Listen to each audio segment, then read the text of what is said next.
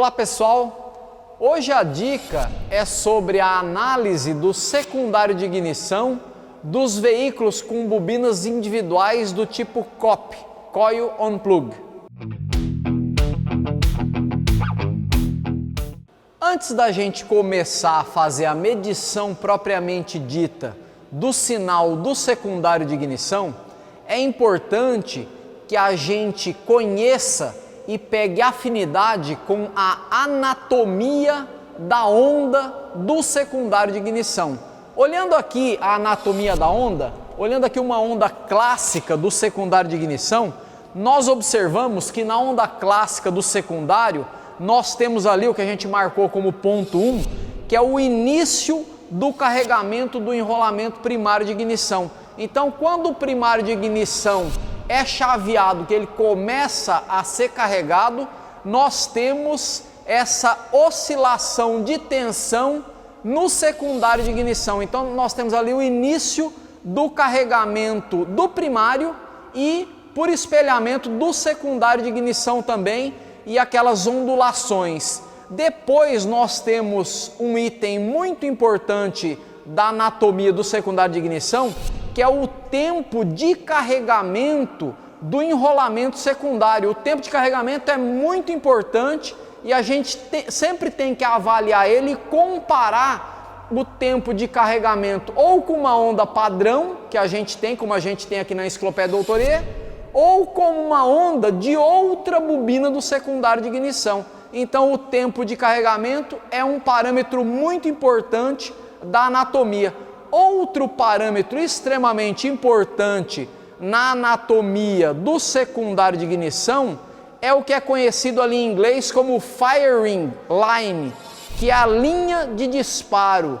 A gente gosta de chamar ela também de tensão de disparo, que está ali indicado pelo item 2 no nosso gráfico padrão. Então a tensão de disparo é um parâmetro muito importante, porque ela tem a ver com a tensão que é consumida pelo secundário até que ocorra o centelhamento entre o eletrodo central e o eletrodo lateral da vela de ignição. Então ali a linha de disparo é um parâmetro muito importante da onda padrão de secundário de ignição. A gente tem que saber avaliar ela e comparar ela sempre em relação a um padrão ou em relação a outra bobina de ignição do veículo. Outro parâmetro, talvez o mais importante de todos eles, é o que é conhecido em inglês como burning line, ou linha de queima, ou também como sparking line, linha de centelha. A linha de centelha, ela nos mostra o tempo em que está ocorrendo o centelhamento entre o eletrodo central e o eletrodo lateral da vela de ignição. Então, a linha de centelhamento é talvez o parâmetro mais importante de todos e nós temos que sempre avaliar esse parâmetro. E por fim, nós temos ali o nosso item 4, que é o fim da queima dos hidrocarbonetos, e o item 5, que é a linha de dissipação, é a dissipação da energia residual que sobrou na bobina de ignição. Nos sistemas de bobinas integradas COP, Coil on Plug, o método mais fácil de se captar a tensão do secundário de ignição é com a utilização de pinças desse tipo aqui, que são pinças conhecidas como pinças indutivas. Com essas pinças, basta aproximar a pinça da bobina integrada e que você vai conseguir captar o sinal do secundário de ignição. Para exemplificar, eu vou mostrar aqui, estou com uma Ford Edge aqui, eu vou mostrar na Edge como é que a gente faria essa captação. Bom, com a pinça de teste, com a ponta de prova indutiva aqui, eu conecto a ponta de prova indutiva em um dos canais do osciloscópio, que nem eu conectei aqui. Eu configuro o osciloscópio para utilizar essa ponta. Aqui, por exemplo, eu vou colocar aqui nesse osciloscópio aqui, ó, Coil on Plug, que é esse tipo de ponta de teste. Selecionei. Já selecionei uma escala aqui de -3 a 5 kV. Já selecionei o trigger, está tudo pré-selecionado. E vamos dar partida para ver como é que é a captação do sinal do secundário nesse veículo Ford Edge aqui. Vamos dar uma partida. Ó, deu uma partida, observa que eu não tenho nada ainda, não tenho o gráfico. Conforme eu vou aproximando a minha ponta indutiva da bobina ali, olha só. Ó, 1, 2, 3, ó, aproximei, ele me mostra o gráfico secundário, ó.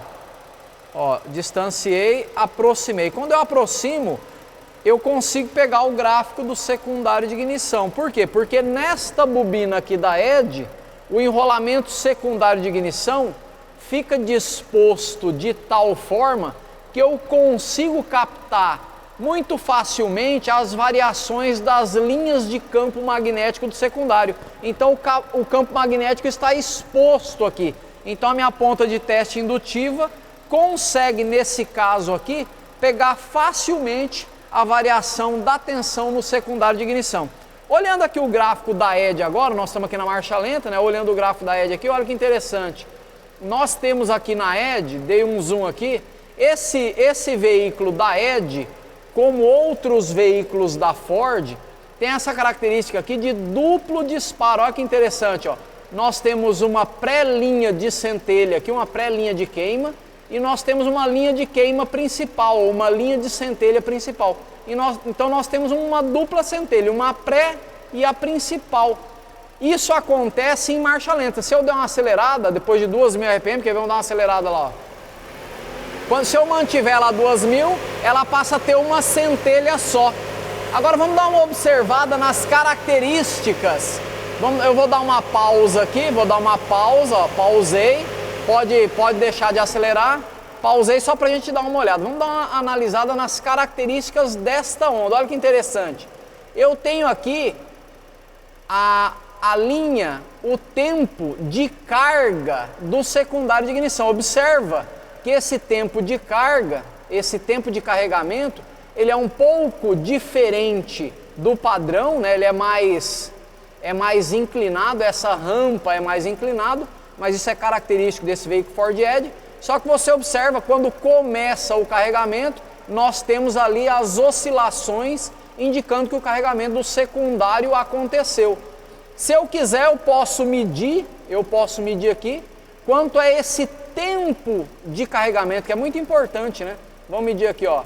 Vou pegar duas linhas de chamada, ó, daqui até ali. Olha só, ele mostra ali para mim. Aqui na Edge, então, esse tempo de carregamento do secundário e do primário é aproximadamente, observa aqui, ó, 2,17 milissegundos. Então eu poderia comparar entre bobinas isso, quer ver, ó? Deixa eu dar um play novamente aqui.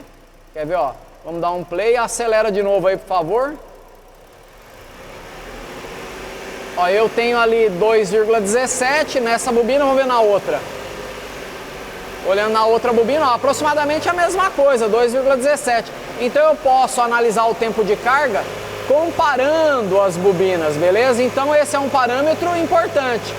Ok, esse é um parâmetro importante, o tempo de carregamento. Depois, nós temos outro parâmetro aqui, que é muito importante a gente analisar ele, que é a tensão de disparo, a linha de disparo, né? Observa que aqui na Edge a tensão de disparo, vamos acelerar ela para ficar em uma centelha só, vamos acelerar a 2.000. Observa que aqui na Edge a gente tem aqui a linha de disparo, vamos ver aqui a altura que dá essa tensão de disparo aqui na Edge. Ó, aproximadamente, né, nós temos ali aproximadamente 2 kV, ou seja, essa tensão de disparo ela é relativamente baixa quando você compara com outros veículos. Agora aqui na marcha lenta, ela está dando menos ainda, ó, 2 kV aproximadamente.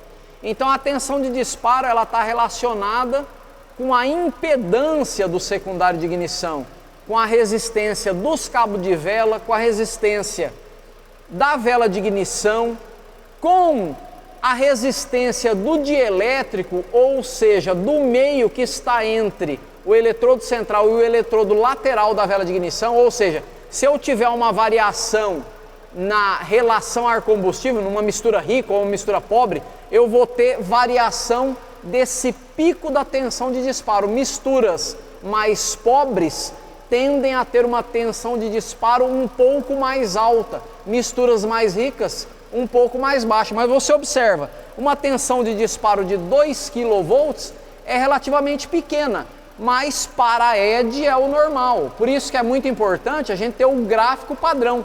Por isso que a doutora está levantando uma série de gráficos padrão. Nós estamos aqui numa força-tarefa na doutora para a gente captar o máximo de gráficos padrão para que você possa comparar o sinal captado com o sinal padrão do veículo. Porque, por exemplo, aqui na ED é 2 kV a tensão de disparo, em alguns outros veículos, 30 kV pode ser o normal. Então, você pode comparar entre cilindros, né, 2 kV neste cilindro, 2 kV nesse outro cilindro. Eu posso comparar entre cilindros, olha só. Ó, comparando entre cilindros, ó, só pegando o sinal bem aqui, ó. Comparando entre cilindros, aproximadamente o mesmo sinal, tá vendo, ó?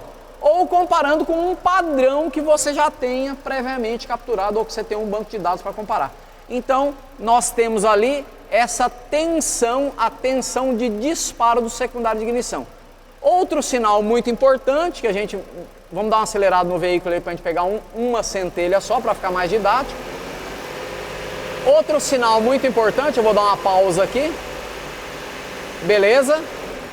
Outro sinal muito importante, pessoal, é a linha de centelha, a linha de centelhamento. O que a gente tem que observar na linha de centelha, pessoal? Bom, a linha de centelha, um parâmetro muito importante é o tempo de centelha. Quer ver? Se eu olhar nesse veículo aqui, na ED, quando eu acelerar 2.000 RPM, acima de 2.000 RPM, quando ela passa a ter uma centelha só, eu tenho aqui uma linha de centelha, vamos ver aproximadamente o tempo dessa linha de centelha, que é muito importante.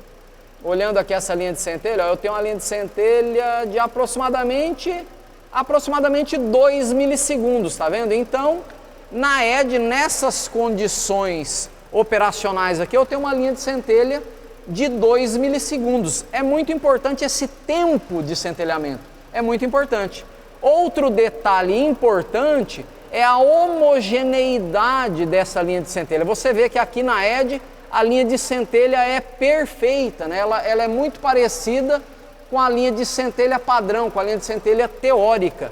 Então aqui no caso, se você tiver um gráfico padrão, fica muito fácil, né, de você comparar os sinais e ver o que está acontecendo, né? Então a linha de centelha é outro parâmetro, na minha opinião, é o parâmetro mais importante que a gente tem para avaliar. Vamos dar mais uma acelerada aqui para a gente analisar a linha de centelha. Então, como eu comentei, a linha de centelha aqui tem mais ou menos uns 2 milissegundos, né? A linha de centelha aqui tem mais ou menos uns 2 milissegundos e ela é homogênea, É muito clássico, por exemplo, quando você tem uma fuga de tensão entre o cabo de vela e o corpo da vela, que essa linha de centelha fique toda turbulenta, ela fique cheia de turbulências, muito turbulenta, muito ruidosa, né?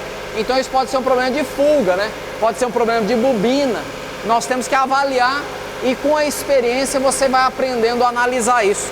Outro detalhe muito importante na anatomia da onda do secundário, pessoal, é justamente esse aqui, ó. São as oscilações, dei muito zoom aqui, são as oscilações residuais.